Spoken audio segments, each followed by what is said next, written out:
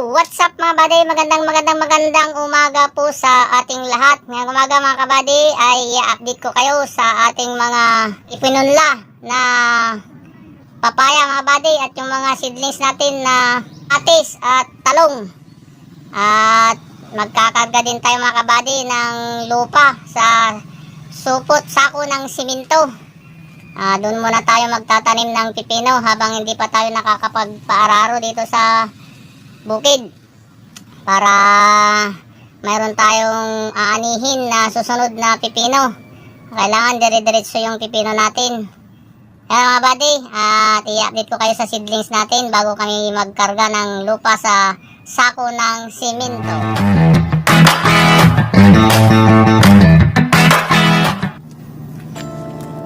Yan yung natapon na kamatis, tumubo na sila. Natapon kasi kaya inabunan ko na lang dyan ng vermicast. Ayan, ang gaganda naman yung tubo. Yan, yung mga papaya natin mga buddy.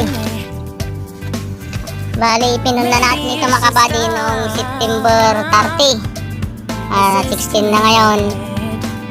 16 days nila ngayon. Ang pagtubo ng papaya mga kabady ay 7 to 10 days. At ito na sila mga kabady. Ito yung red lady natin. Yan, maganda din ang tubo mga kabady. Yan. Yan na sila.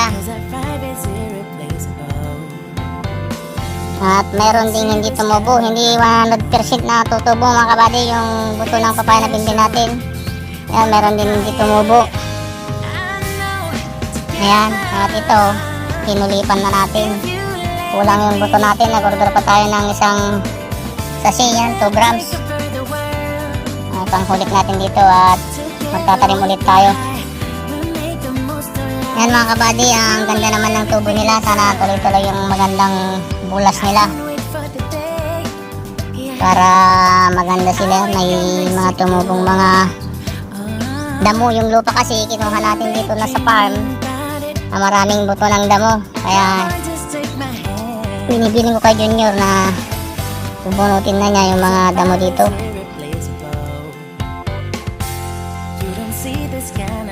Ito yung red lady mga kabady. Yan yung red lady. At ito naman yung karinyusa. Yan, maganda rin ang tubo itong karinyusa ng Swiss seed. Yung red lady, yung seed gawa ng New seed, Taiwan. Yan. Ito naman yung karinyusa natin. Meron tayong 2, 4, 6, 18, 12, 14, 16, 18, 19 na seedling bag na karinyusa. At mayroon ding 3 na hindi tumubo. Yan.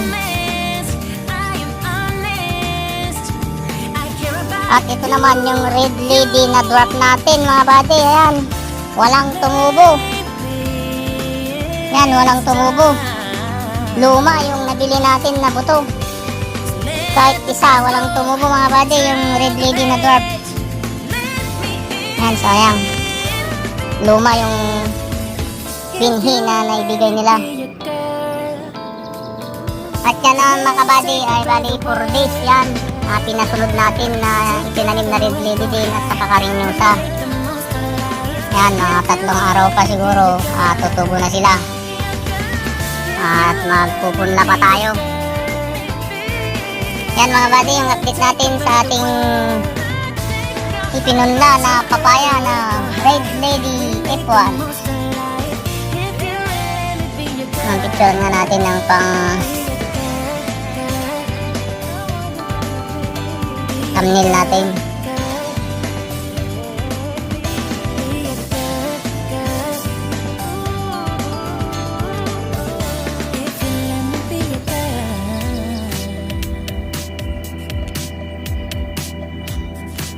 Ngayon day, puntahan na natin yung mga seedlings natin ay binilad namin sa araw. Kamatis. Yan, at ito naman yung mga talong natin. Ang ganda ng tubo. Tamang-tama pag na ipaararo na natin to, malalaki na itong punla natin na talong. Yan, yung mga punla natin na talong. Halos 100% na tumubo din yung mga talong. At ito naman yung kamatis natin. Yan. May mga nahuli doon mga kabady kasi nung malakas ang ulan, malakas ang hangin, may pumasok yung ulan sa nursery natin. Kaya yung lupa natanggal, pati yung buto naanod. Kaya hinulipan natin, kaya nahuli yung mga yun. Maliit. Ito yung mga nauna, mas malaki. Yan, tatanim natin lahat mga to. Nakapaararo na tayo.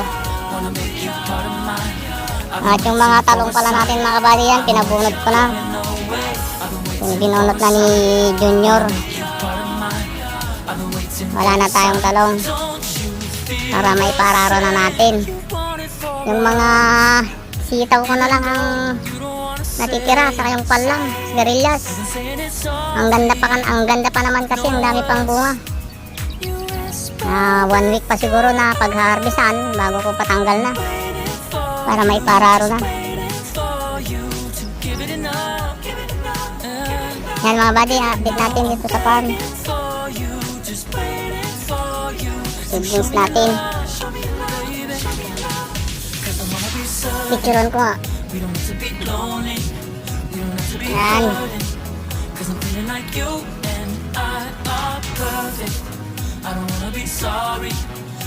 Yan mga buddy, at magkakarga na kami ng lupa sa sako ng simento.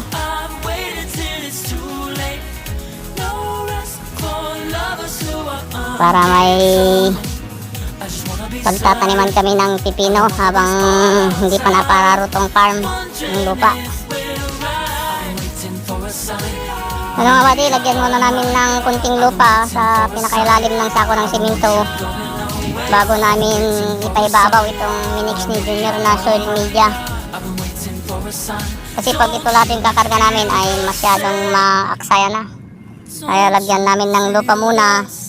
Lupa muna yung pinakailalim. Tapos lagyan namin ng complete fertilizer na pinakabasol niya at saka yung lupus. Ano nga buddy, dudugtog ko na lang mamaya yung mga nakargahan namin na supot ng simento kasi hindi ko nadala yung tripod. Pakita ko na lang mamaya yung mga nakargahan namin. Yan mga buddy, yung mga nakargahan na namin. Sige. Nataniman namin ng pipino.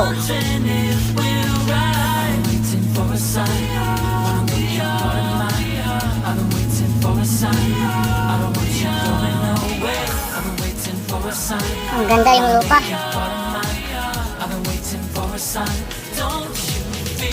Yan si Junior alias Palus.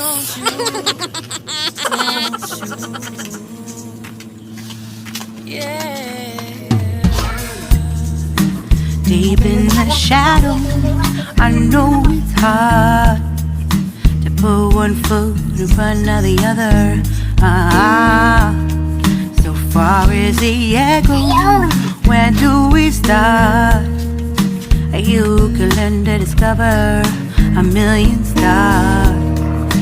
Here in the shadows, I know you're scared.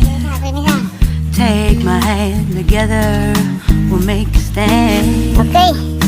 We've got to fight to find a way. 6, 9, 12, 15, 18. Yan, meron tayong 21 na sako na pagtataniman natin ng pipino mga buddy.